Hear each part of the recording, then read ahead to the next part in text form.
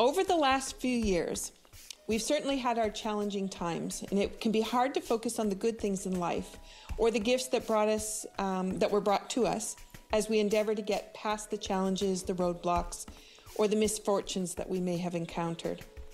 In Lok Hup, we have a moving meditation that's part of Tai Chi practice. And this movement is called Stop the Cart and Ask for Directions. And this is a way for us to really look at whether or not we're making choices that allow us to thrive in life, or we're making choices that take us to death and decay. I always love those words.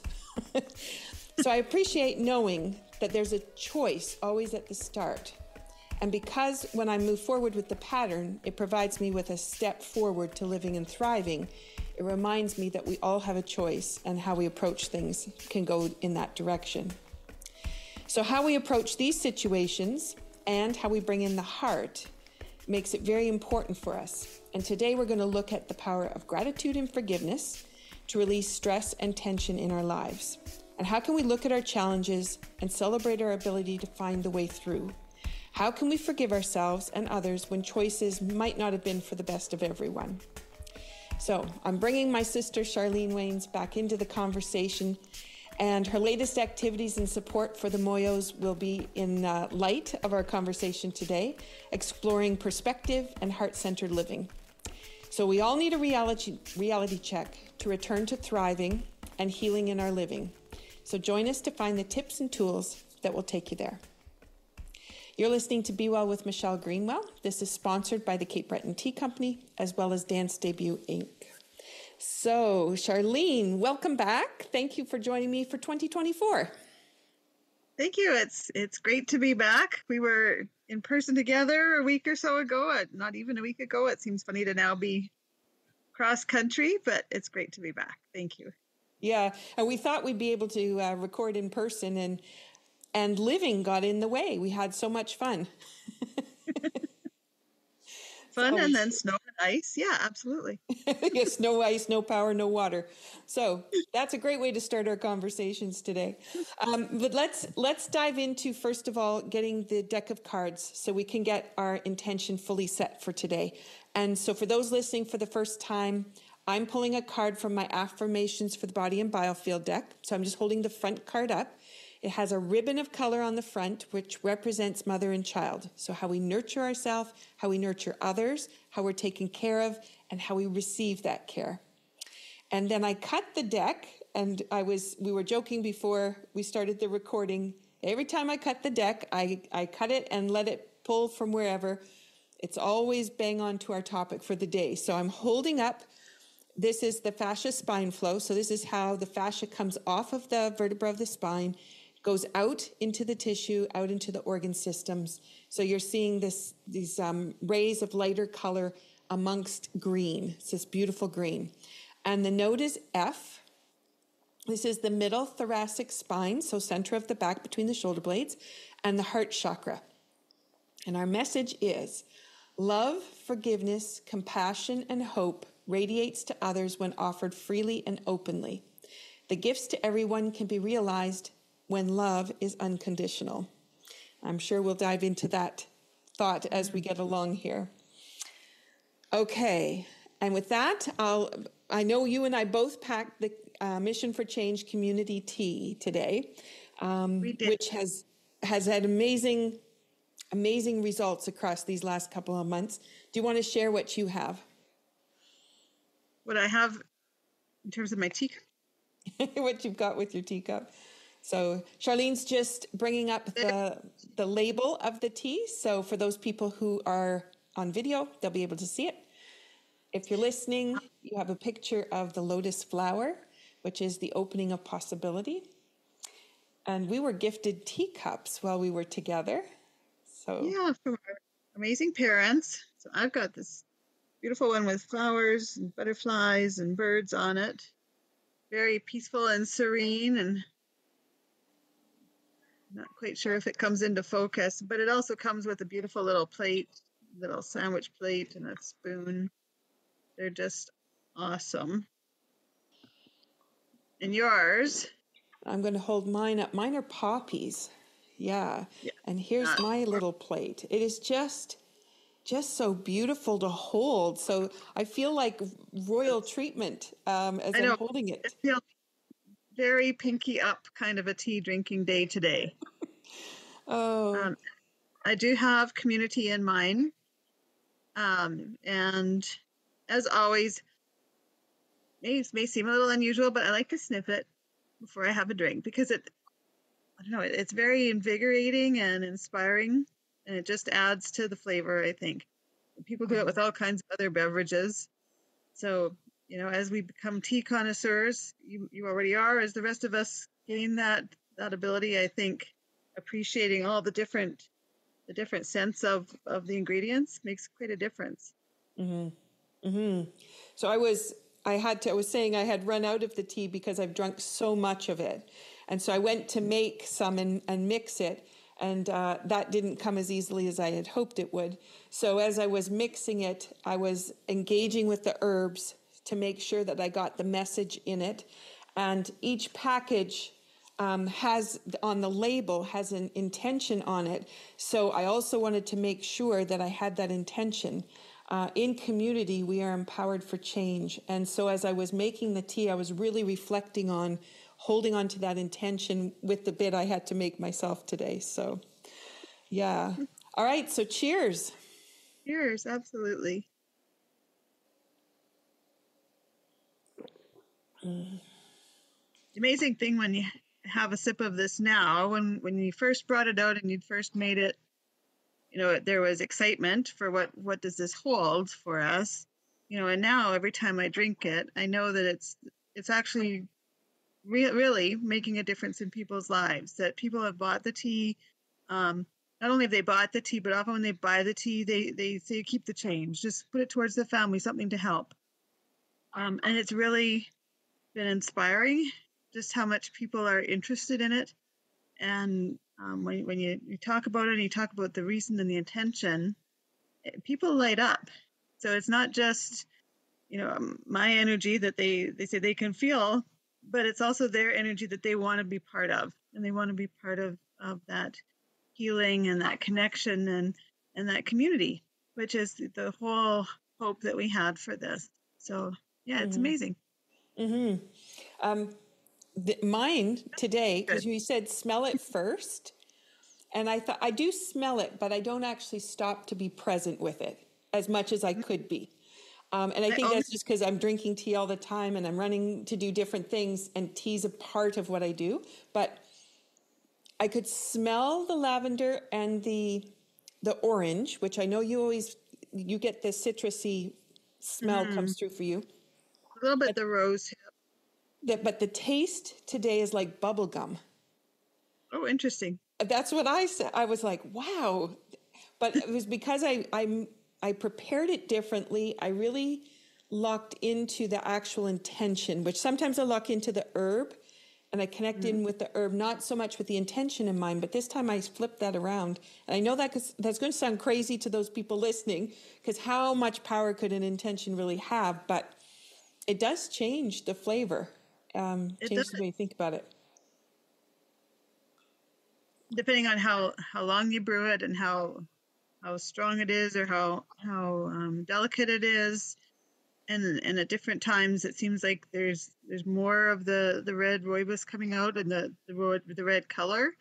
Other times, not so much. Even though I could make it from the same package, even Yep. it just there's always something a little bit different that jumps out.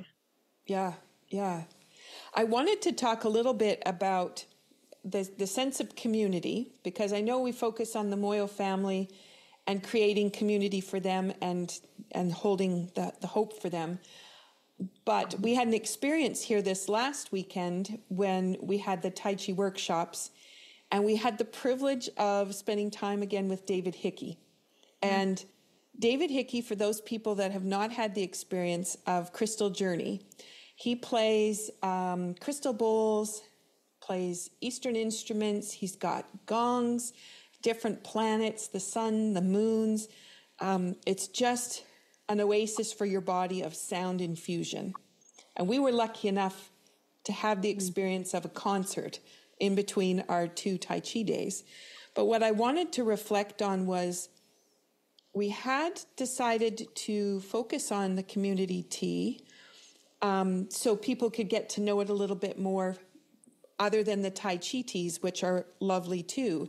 But we wanted to bring that story forward. And David had shared that he's moved across the country and he's now in a new community, even though he's done concerts there over the years before, but now he lives there. And how he was feeling a little bit lost and not quite connected. And we drank the tea, you talked about it, and then there was this transformation to the music that everyone really experienced, and the sense of joy that came with it. Do you want to talk about maybe a little bit of your experience with it? It was really interesting. We because we worked behind the scenes for the workshop too, we saw him get unpacked and everything, and it was sort of a typical, well, I'll get this set up. No, I don't need any help. I've got my process and everything. And he gave a nice introduction to what he does and everything like that. But like you said, when he came back and did the first half of the show was very moving, and you really felt it. But the second half of the show was really, I think people could feel the difference. And in the end, he talked about that, from where he started off his talk to where he was at the end, he wasn't the same person anymore. And really none of us are, right? From this minute to 10 minutes later. But that I think being in a place that was accepting and inviting to him made a difference, where he could just relax. This wasn't just a concert where I got to sell tickets, I got to do the setup, I got to, like, all the busyness that comes with performing and a concert and all of this. But he could let all of that go and say that this is a group who wants me here. They've invited me to come into their little micro world, and they're open and ready for me. And with that, he just went for it. And even he said he's never played a concert like that. He's never felt that same way, and that he was just ready to take charge and get out there and, do this all again, because now he's back in love with what he's doing. Is how I took it. That he does love, and it's a mission for him to do this work and to do his music, but that playing in that particular group with that sense of community around him, it transformed. And it lets him now share and move on with that with other people too, and with himself. So yeah, very inspiring, really interesting. Yeah. And one of the participants was talking to me afterwards, and she was trained in therapeutic touch, and I'm also trained in therapeutic touch. And she said, I filled the space with a bubble of white light, and I created the sense of what what we talked about with the tea at the break. I created that sense within the bubble into this white light. And she's telling me this after the fact the next day. And it was so fascinating, because she also set the stage for that transformation to happen. And I just remember, in my fog of I'm listening and I'm not really awake, but I am. I just remember at one point thinking, oh my gosh, the joy. The music went from, it kind of takes you down and calms you and relaxes you. But then all of a sudden it was like this bubbling came up. And it was like such joy. Yeah. Joy and energy and liveliness and life, really, is what I took from that too, the second half. And I don't fall asleep in those. I like to watch, to listen, to take it all in. And even his persona while he was performing his music changed from the first set to the second, and his intensity and his focus, and it was very interesting to watch. I like to take pictures and videos and things, so I grabbed different images just to remember some of those moments, because they were really, really magical in what he did. It was great. So as people are thinking, they're listening and they're thinking all from a cup of tea. But when you have a group of people that come together with an intention and they do an activity that engages them all to be together, So that action might be having a cup of tea. Sometimes it's Tai Chi, could be dancing, might be singing, maybe in the choir. But it's Could that be, idea could be of, anything. yeah, that idea of coming together for the wealth and the support of everybody in the group. It changes people and it changes situations. It's just such joy. Anyway, I was so glad that as a family we got to experience that again, because we met David almost 20 years ago. So it was quite It was a something. long time. Yeah. Yeah. Okay, so let's move from the possibilities that this beautiful tea can bring us in the conversation today. And for those people joining us, whatever you're sipping on, just know that we've brought in that intention and it's ready to go. So let's talk a little bit about gratitude. And I know your conversations with the Moyo family, you talk about the attitude that they have as they come through some of the hardships that they're enduring, and just the connection that you make with them in regards to gratitude. Do you want to talk a little bit about that? Sure. I do talk to the family every day to a couple of days, and it can be different members of the family. And it's always amazing, given what I know they have, and given what I know we have, just how different our sense of gratitude is.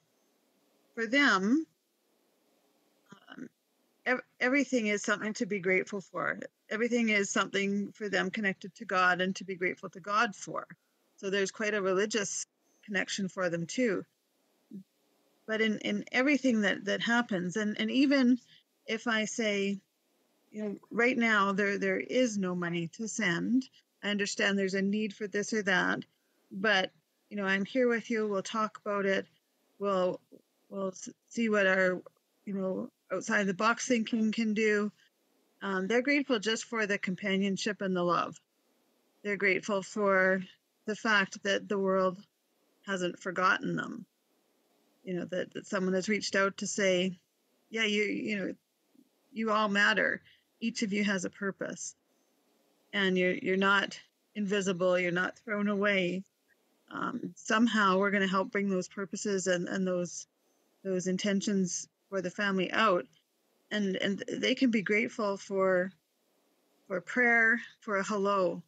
They're grateful for us letting them know that we're okay. It's always a question in their mind, especially right now with the cold. They don't understand how we can survive in the cold. For them, they live often in the 30 Celsius to 40 Celsius range.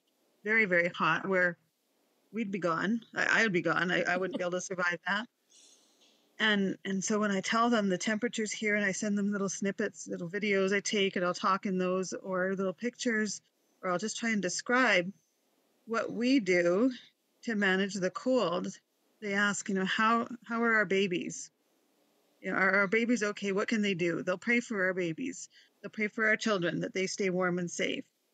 So the attitude of gratitude is really compounded in an attitude of giving, and they're the most giving people.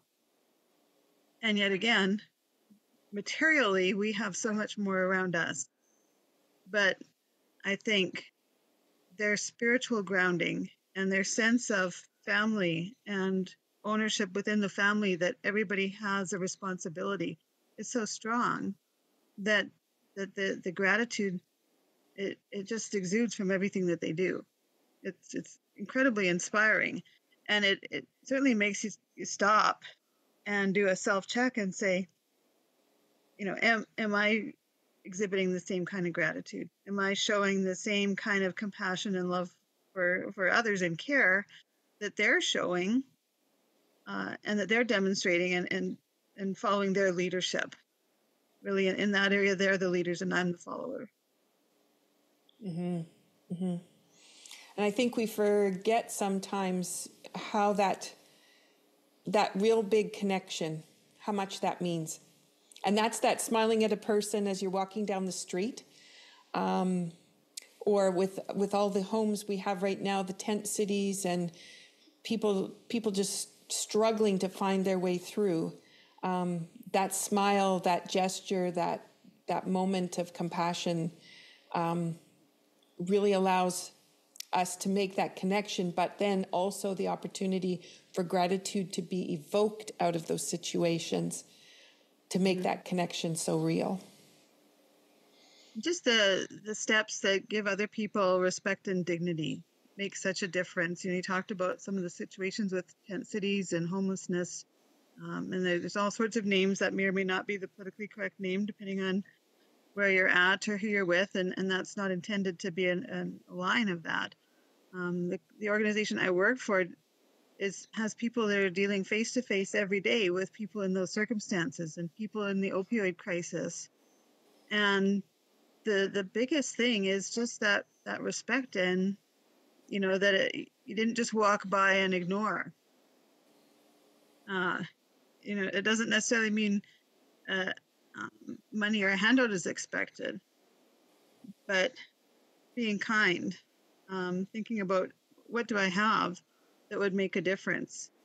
If I've got 10 coats in my closet that I don't wear, do I really need all 10 of those coats? Because to someone else, that's a lifesaver. To me, it's a different fashion design if I wear this one versus that one because I have more than one.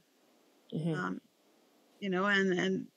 so it is quite a difference. And I think just recognizing and acknowledging people is huge. And it may make the difference between life and death for some people. Just having someone else actually see them and not step around them or step over them, but really see them and acknowledge that they're there. Yeah. As we're talking about gratitude, the flip side or the pairing that comes with that is forgiveness. And that can be really difficult in challenging situations. How have you had conversations with the Moyos about forgiveness? Often their forgiveness is tied to prayer, and their conversations with God. That I think just like anyone else, they find certain circumstances challenging. Right now, they've had a problem of thieves, and in a place where you don't have a lot to begin with, to have thieves come in and take some of what little you have. And there's a lot of threat for thieves, say in harvesting the gardens that are farther away. And how do you set up security for those types of things? All of these concerns. Yet they don't blame someone else. They don't necessarily take ownership that it's self-created either, and I don't think it is self-created. But they certainly offer up forgiveness to others in an amazing way. And I think they offer up forgiveness to the rest of the world, which the rest of us really need to think about.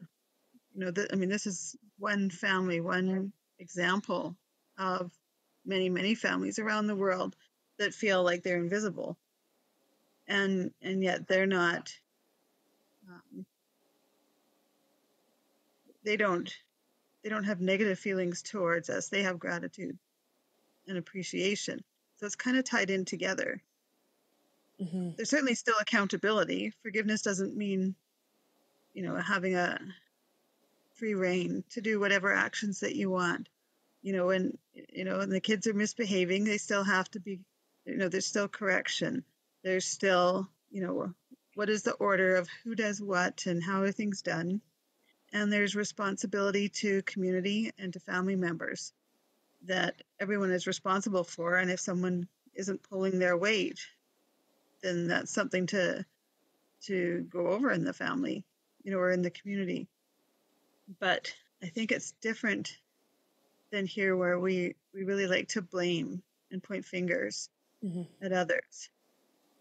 And yet we have so much to be grateful for, when sometimes those things are so petty when you look back. Try and think of all those little nitpicks that you had with somebody over, things over the years or something like that. How significant are those in the big picture? And does holding the weight of those on really, does that add to your life? Maybe doing something to change them does add to your life. I'm not saying just ignore, but I think it also makes a difference in dealing with it and then trying to find a a better outlet for your energy. Because that negative energy is also a weight, right? And we see all kinds of problems with depression and mental illness and a lot of things that people just feel overwhelmed with, and having more negative weight certainly can't help those situations. I was doing a program of dance today with Bonnie Bainbridge, and she'll have to forgive me her last name. It's a hyphenated last name. I've forgotten the last part, but Bonnie Bainbridge, who is in her 80s. She's an amazing woman. But today was consciousness and feeling the weight of consciousness. And that was holding onto an object and then removing the object, but still seeing if you can feel the weight of it. And then can you feel the lightness of the weight removed, but the idea of the object still there? And so as I was exploring what that meant for movement, you do lighten up.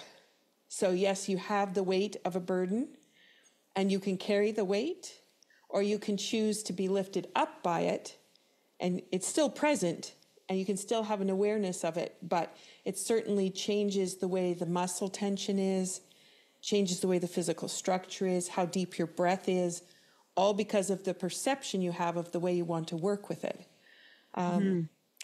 Which works here too. And when you're thinking about, you could take on that weight of the world, or you can help support the weight of the world to hold itself up.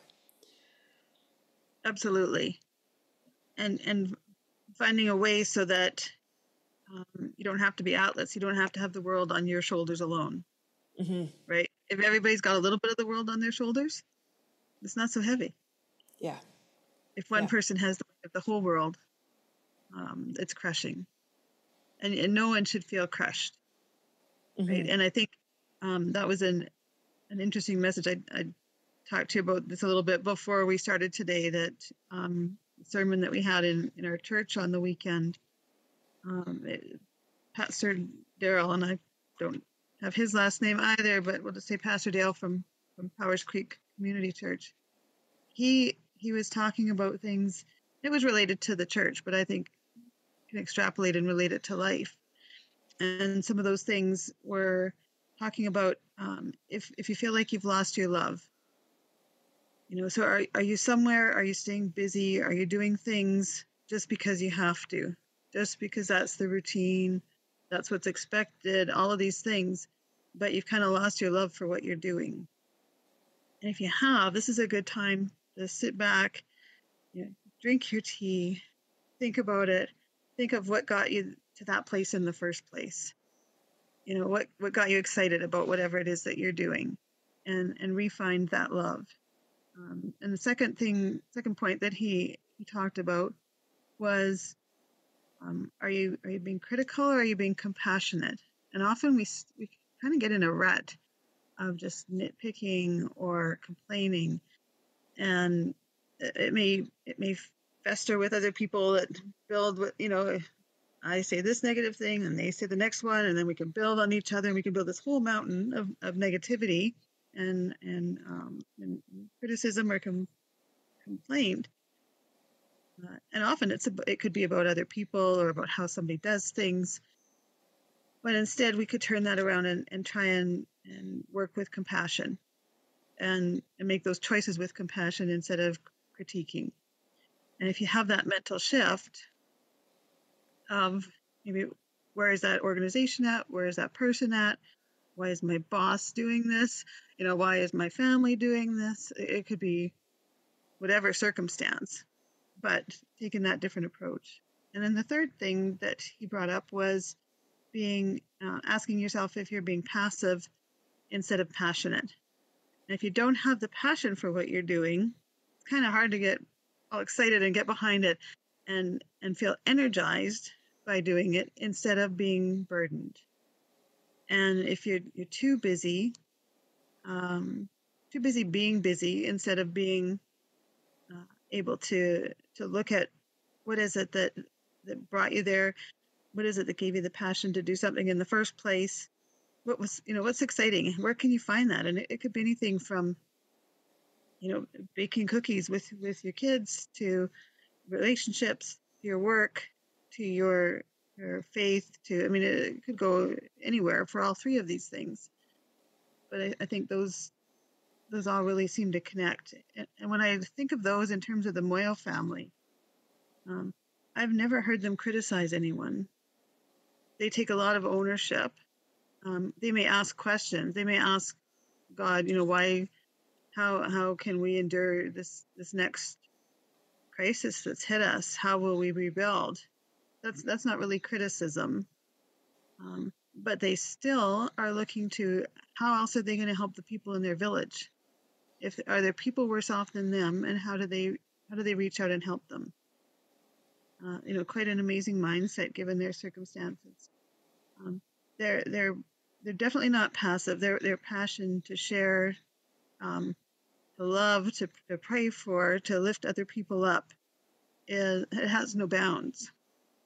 So they certainly have that, and there's no loss of love. That family, for every crisis that has hit, every adult or parent that has died, the family takes in the children of those deceased siblings or relatives, making it a bigger and bigger family. Some of whom are orphans, and in most circumstances would have gone to an orphanage. In most other families, they wouldn't have found the means or the way to keep a family together in these really, really dire circumstances. But because they haven't lost that love, they have a huge love for God and for family. It's not really a question. It may be a question of how are we going to do it, but not if we're going to do it. Mm-hmm. So if we all jump in with, it's not a question of the ifs. It's how we're going to do it, because we've got this passion for what we want to do. We want to make a difference. We want to change. And that change is kind of self-interested, because the more you do that, the more it boosts you up as well. And you get more benefit out of it, and from the connections that you make, whether it's the people here that you work with, the people from afar that you're working with. Doesn't really matter what the project is. This is my passion and my mission. This family is like my family. But people can have so many different things that they can engage in and feel that difference and make that difference. From the smallest thing of waving and smiling at a new neighbor, so that they know that there's actually humanity out there. It's not just all these closed doors on the street. To volunteering to be on a board. You can go, or to be the ground force of some organization. You can be as small or as big as you want. It's just a matter of how much sort of integrity and passion you have in doing that. I'm thinking about, we've talked about it before, and I know it came up while we were together, but the Moyo children and education, because they just went back to school. So then there was school fees, and it's not cheap to go to school there. For a very poor country, it's very expensive for these kids to go to school. Yeah, it really is. And that's something that's very important to the family, because they understand that with education, there are more opportunities and more ways for the children to better themselves in the future and to better the family. So education has been a very strong plan and hope for Stephen and Maria initially, for their kids, and now for the other kids in the family, not all of whom are necessarily going to school because of the costs. The costs per child depends, the younger kids to the older kids, but on average, say maybe $120 to $150 per term, and there'll be 3 terms in the school year. And that's in Canadian funds? That's in our dollars. So okay. That could be a whole year's worth of work. Yeah. Send one child to school. So all 5 of the Moyo kids are in school and have been. Some of the other family members are not, which is a struggle. Then even things like getting pencils and papers and books is sort of the next step. They generally don't work with their own books. We did have a set of books that the older kids were using a couple of years ago, but there's been a couple of natural disasters that those got washed away along with everything else. But we were hoping that those would be something that could be passed down then to the younger kids to then use, because all of the kids in a classroom will use one book that, one or two books that the teacher has for 30, 40, even 50 children. I don't know how they do that. Yeah. And I mean, here we'll close the schools in extreme heat or extreme cold. The kids walk, 4 or 5 kilometers, depending on which school and which age, to get to school in the morning. They don't necessarily have lunch because they may not have enough food to be able to take food or lunches with them. They don't have school supplies. They may sit out in the heat in 30 or 40 degrees Celsius weather to learn. And then they have to do well enough that they get invited back to school the next year. So you have to be successful. There's a lot of pressure to succeed, not even from the families, although if the families have invested in education, anyone in the district, there is a lot of pressure then for the kids to do well. So they have a lot of standardized tests at the end of classes, at the end of terms and end of grades, and then anxiously waiting to see, did they do well enough to move on? I don't think in the really younger grades that they do that, but I think once it's what we would consider it to be like a middle school and high school age, then it's not a given that even if you had the money, could you go to school? You have to have achieved a certain level and maintain a certain level for the school to keep you. Wow. Very different here. So the kids are very appreciative of the opportunity for school because they see their cousins living with them who aren't able to go to school too. So it's quite a shock. Some people will ask me, well, do you send them, boxes of school supplies or books or things? And because their curriculum will be different than ours, sending books doesn't make sense, and it's very heavy and very expensive to ship things. But I haven't sent things that are school supplies, and the reason is that school supplies can be bought there. So I have sent them a couple of boxes, not in a couple of years now, because of the cost of shipping. I find it's better to send them money where they can go and they can spend that money at another local merchant, which will then benefit that other family as well. Because if I just ship things, there's no benefit other than to the family receiving it, but there's no benefit to anyone else. Whereas if they're going to the vendor who sells the pencils and the notebooks, then that family has a bonus if there's a new family who's able to purchase those. Not a bonus, it's an increase in their business. So that's some of the logic of not just sending trinket boxes or boxes like shoe boxes that we see for Christmas that some organizations will do. And I certainly I don't disagree with them. I think it's great to be able to do that. But in the case of this family, it hasn't panned out. That the $100 or $200 that I would spend to ship a very small box there, and it would get there in a couple of months, and we aren't necessarily sure that it will all get there, or it may be pilfered a little bit at a mail station somewhere. We just don't know if it gets there at all. But that $100 or $200 of postage fees could be a lot of food, or it could be that would be probably 6 or 7 mosquito nets, at $200.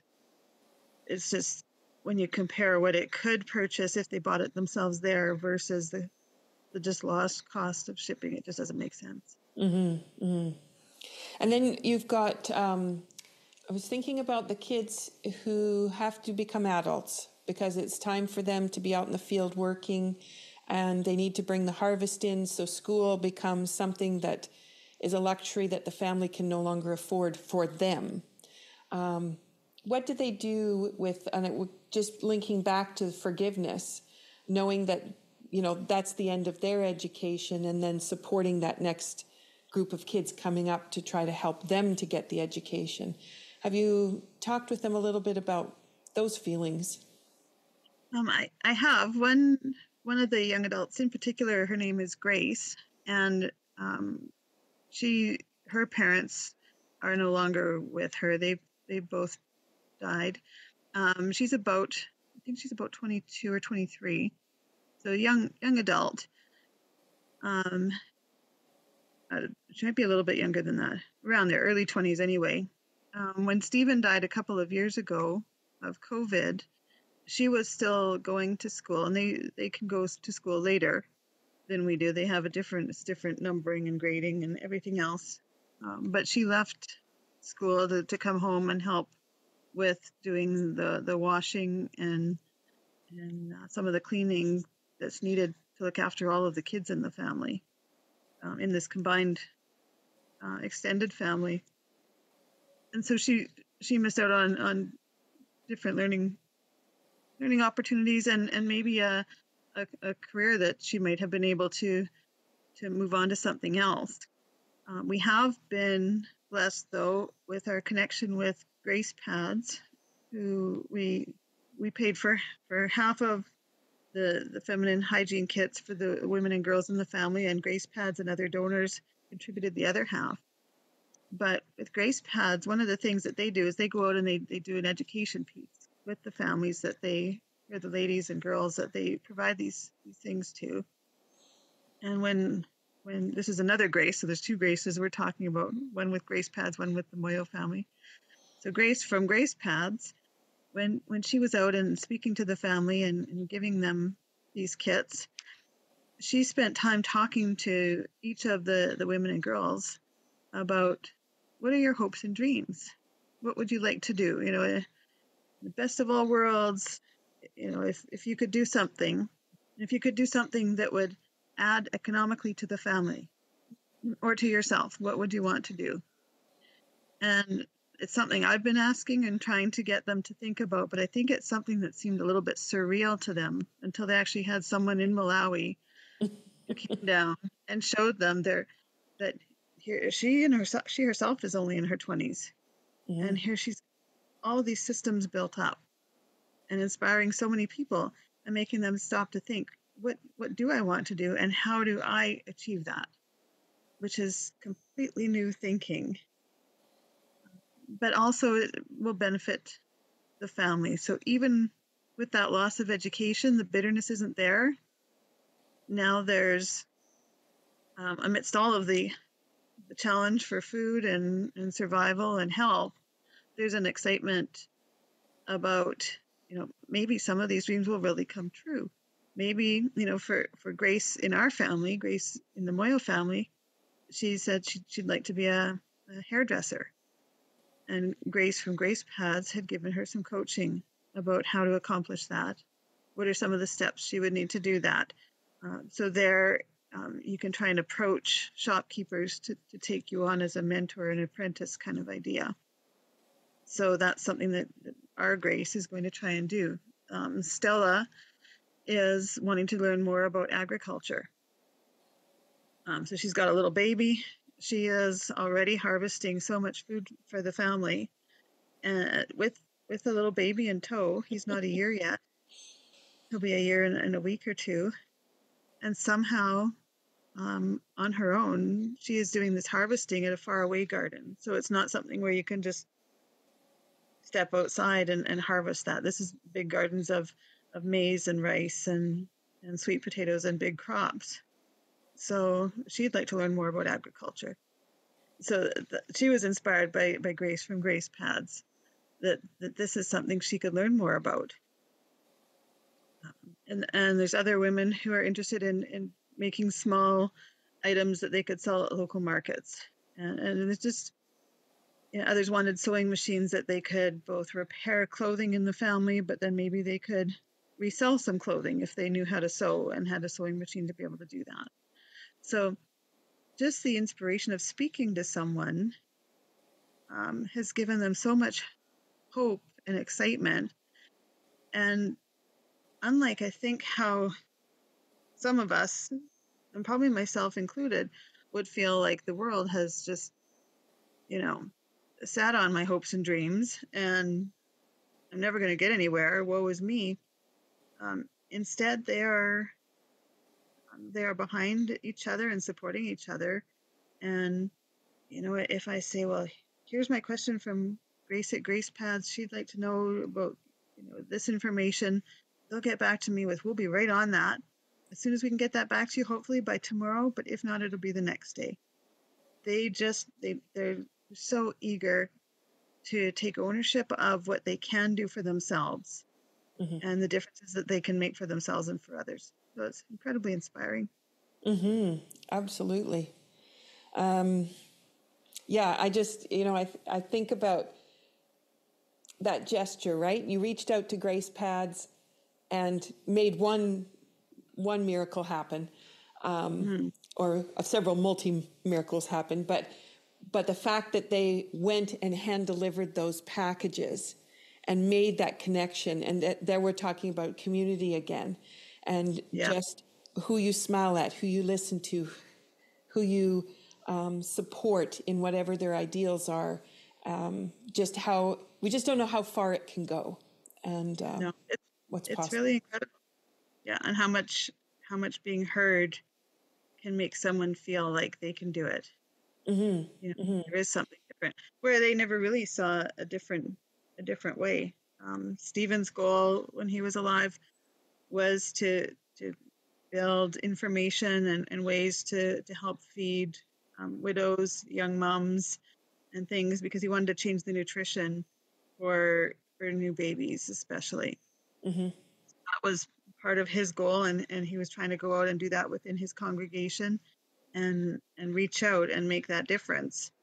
And we haven't been able to do that in quite the same way without him, but there's different ways that we're working to expand and help other people. So helping these little bits of help, and the kids seeing that there's other things out there, and there's different things that are available for them to do, and what they can do to make things different for their village, for their family, for their future. They're so excited. They're so eager to learn, whether it's from people or from our chats, from information from Grace, the Grace Pads. Just overcome with joy with it. And I think one little piece that's in there that's always woven within the podcast is that intention setting. And it could be intention, but it could also be goal, because it depends kind of what you're working on. But if they hadn't had that vision that perhaps they might like to know more about agriculture, if they hadn't had that inkling, they wouldn't have had the conversation that would let them down the road a little bit further. So as people are listening, and they might say, well, nothing ever really happens, or I don't know where I want to go. But you do need to at least have some idea of a passion, which you also talked about, something that really sings in your heart, and thinking about, okay, if I could go to something that sings in my heart, what would that look like, and where would I want to be? Because you never know who that person's going to be next talking to you that says, I have the key for that. I know how I can get you there, or I know what the possibilities are going to be. And I think we forget that you need to at least get on the road so you at least know you can get on a map to find where you want to be heading. And it's okay if you end up taking a different route on that map. I mean, that happens. But again, it's not being stalled. Exactly. Not being passive, being passionate, so that there is movement. You do move forward. You do realize that you can make a change, and you do it. Yeah. One other piece I wanted to just talk a little bit about from the perspective of the 5-element theory. From Chinese medicine, we've got 5 elements, and each of the elements has a set of emotions that predominate within that organ system. And when we don't have balance and harmony flowing through the body, so we sat for too long, a couple of muscles spent a lot of time locked up, there becomes over energy in some systems and maybe under energy in others. What happens is that imbalance creates different emotional filters. So I just wanted to talk about that, because sometimes when we get that judgmental piece that you were commenting about, judgment happens or criticism happens when there's an imbalance. And you could have the same experience tomorrow and you might just go straight through without having a judgmental thought. But today you happen to have this block because something happened and you didn't quite keep the balance and flow happening. And so your brain is doing these little critical analysis pieces, and you get some kind of comment that keeps coming out of your mouth that you wouldn't normally say, but it happens. And so I just wanted to bring that forward for people to think about, because it doesn't really matter necessarily about what's happening in your life, but it makes a difference whether you still keep that balance and flow. And that's having those kinds of emotions like gratitude and forgiveness, compassion, all involved with what you're doing. Because when you have those involved, you have the potential to keep those other emotions that could get stuck in a flow and in the wheel.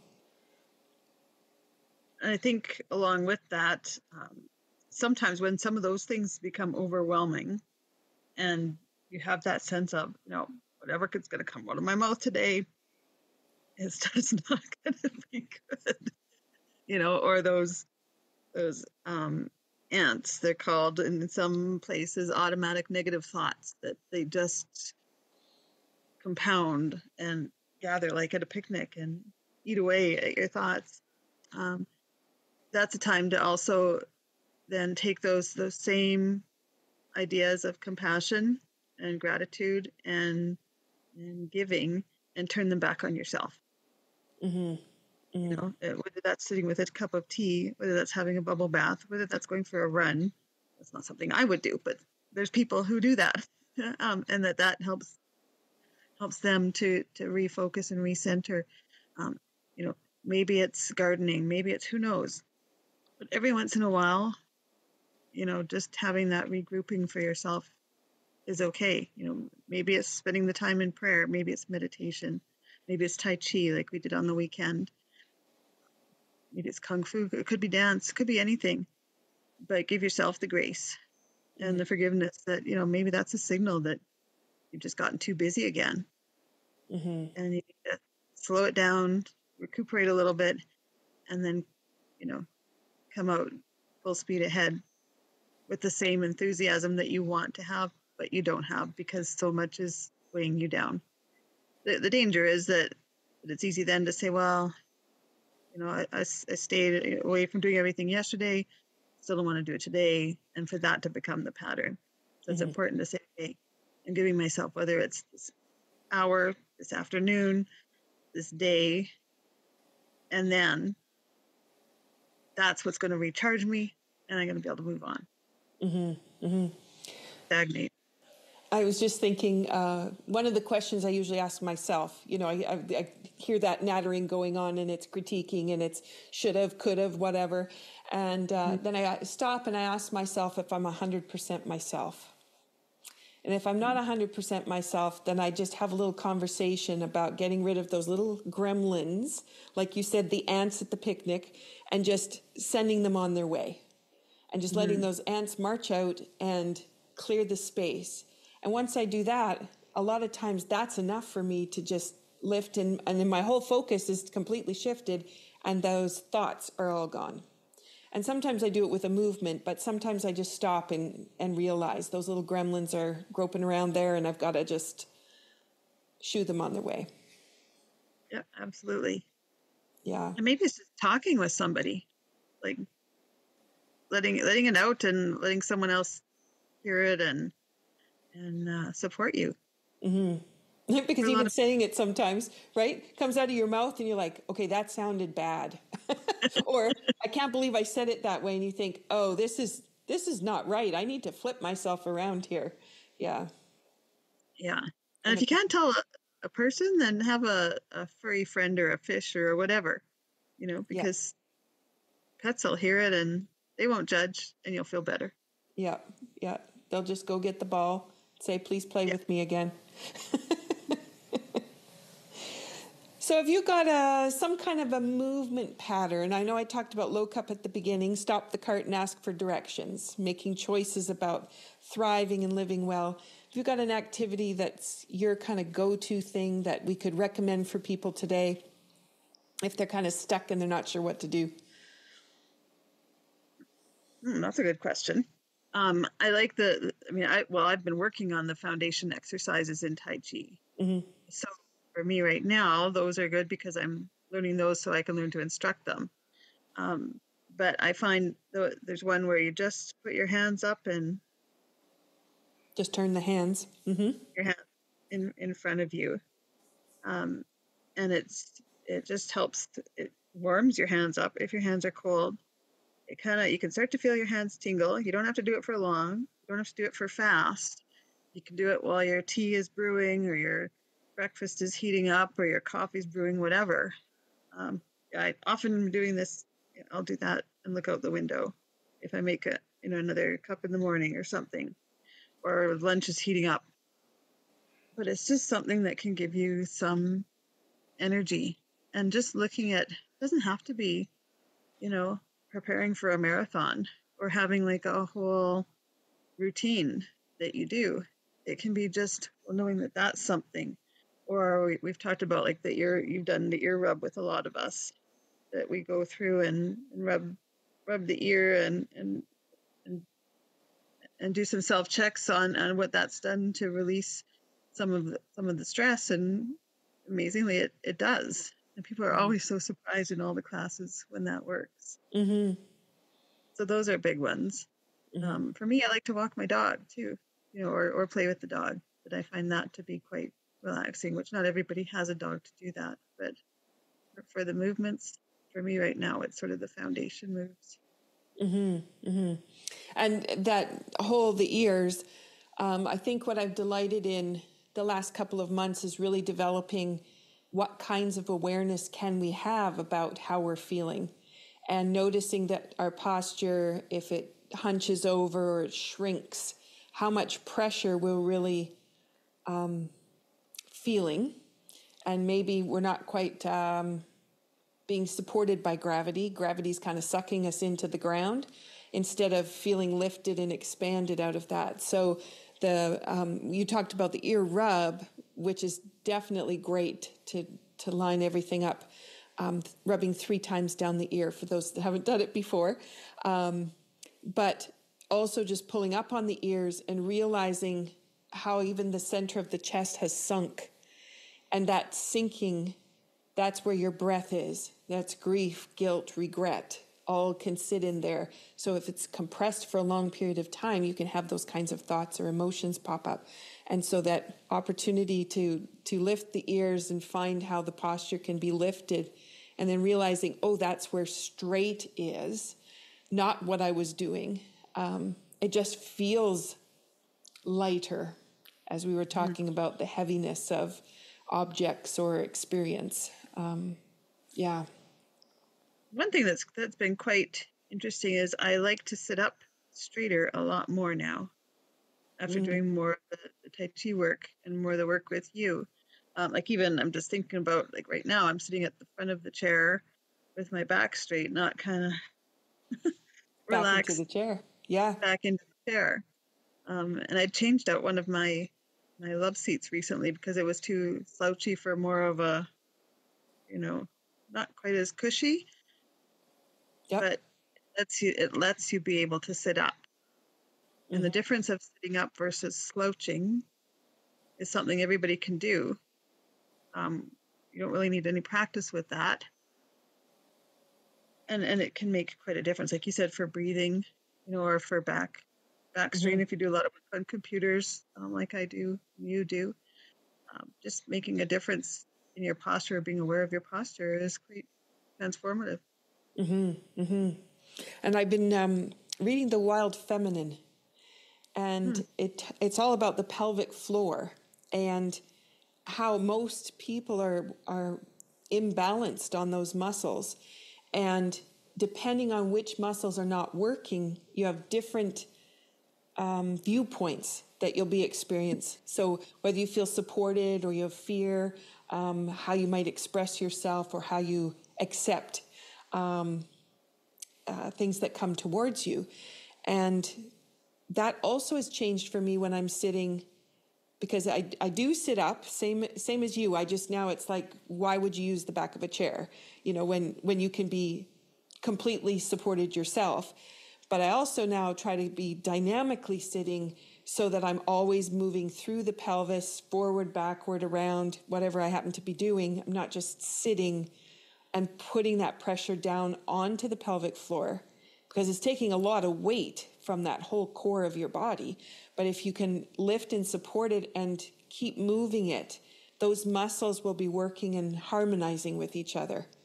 And I knew that, you know, because the pelvic floor matches to the hips, matches to the shoulders, to the jaw, but you kind of lose track.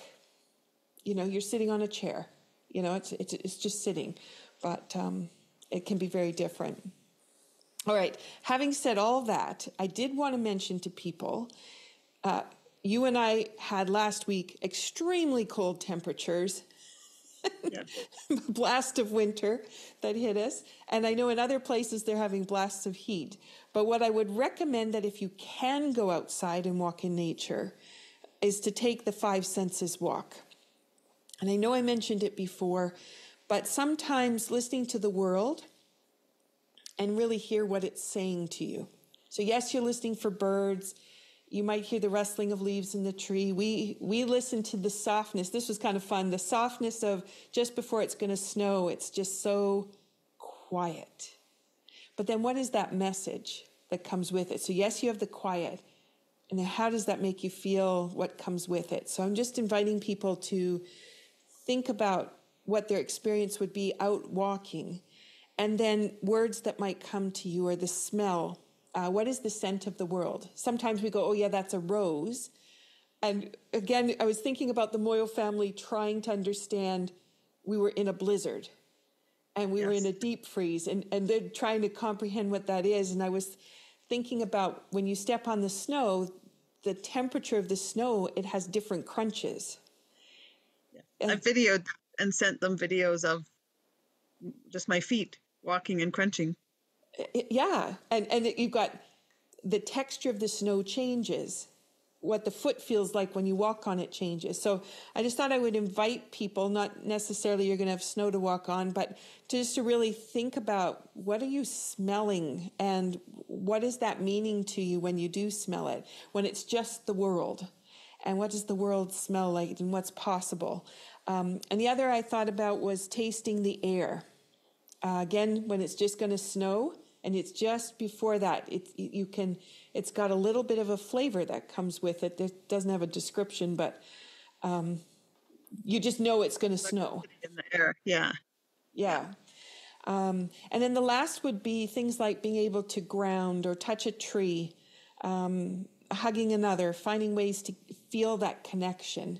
And if you haven't felt connected, maybe it's bringing a rock inside with you and, you know, holding it in your hands while you're doing something inside, or putting your feet on a rock. A lot of people will do that under their desk to help them be grounded. So I just thought I would bring those ideas forward. And then as you're doing that, just reflecting on those emotions we talked about today. So the gratitude, as you're walking with those senses, what are they providing? What does that mean for gratitude for you? And then what does it mean for forgiveness? How are you feeling supported? And then what does compassion mean to you when you have that nourishment coming towards you? Can you be more compassionate to others? So I would invite people to take a little walk and think about some of the ideas that we've brought forward today. It's been a long and interesting road of conversation. So I hope that people will start to really reflect on how they're living and how they're reaching out. And as what happened at David Hickey's concert was, you had some people who were really interested in learning more about the Moyos and participating with them and becoming more engaged. Do you want to share a little bit about how people can take that same route if that's something they're feeling called to do? Sure. And I think you usually have the link to, there is a GoFundMe that I'd set up a number of years ago now. I haven't updated the information on it. That's one of my, when life isn't quite as busy, I'll update that. So I do need to do that. But the link is still good. And the funds come in, and all those funds go directly to helping the Moyle family. I send them on to them. That you can buy a community, whether it's from the Cape Breton Tea Company link, and you'll have that here as well. Or if you're in the Okanagan region, and you know myself or Doug and Yvonne, my parents, all of us have the teas, and we can sell that to you direct. So we have those available. And I think if you know Michelle in the East, that she's got that same. All ready to go. All ready to go. And again, those monies, it's not done through a charity. It's not done through an organization or anything. I take the funds in and I convert them to the Malawi kwacha is what the currency is. And I send those direct to them digitally, which, thank goodness for what we've got in that, in the technology now that we're able to do that. But that's where they go. There's no administration. There's nothing. Cape Breton Tea Company donated all of the ingredients and the packaging and the processing to make the tea packages. So all of that money goes to the Moyo family. So we appreciate any help. And if someone wants to reach out to me, they can reach me through Facebook, Charlene Waynes. Just send me a message, and in the message say you want to know more about the Moyos or the tea or Malawi, just something that tells me that you're not a bot, basically. And then our initiative, I know for 2024, aside from other things that are going to pop up, is we're really striving to get towards building that house with the structure that can be more withstanding of some of the weather patterns that they have. So if there's people out there thinking that might be something they like to be a part of, that is one of our bigger goals. And so please step forward if there's anybody who would like to support that. And we did get house plans drawn up a couple of weeks ago in Malawi. Oh, so beautiful. Again, that was a connection through Grace Pads, that she's got a contractor that she had go out. It was either Christmas Day or Boxing Day, and walk through the land that the Moyos have, where a house could be built, and look at the land and look at what's the best design that could be made, and came up with just some really very, very preliminary sketches for a brick made house. Well, actually, probably 2 houses to start with. They'll need more than that for the whole family, but that's the start that we're looking at. So we do have some progress there. We've got some steps made. Awesome. Congratulations on that. That's amazing. Well, and some of that is thanks to the community. So it's all of our celebration. Absolutely. Yeah. Beautiful. Wonderful. Well, let's bring this conversation to a close, and we will be gathering again in another month with an update, and that'll bring us to almost the end of season 3, which I can't even believe I'm saying that. So those people listening, I will announce then what season 4 is going to look like and the approach that we'll be taking. And in the meantime, we hope that what season 3 has provided you with in listening to transformational processes will help you create magic in your own life and in the lives of the people that you touch. And our season has had lots of different interesting conversations. And so I invite you to go back and listen to some of the archives, because there are really some valuable tips and tools in there. And to remember that every podcast that you listen to is actually designed to be a healing podcast. So it changes how you're feeling and opening up balance and flow for you through the activities that we participate in. So we thank you for listening, and please go back to the archives. Thank you, Charlene, for being here. Thanks for having me again. Have a good evening. Take care, everyone. Be well. Bye-bye.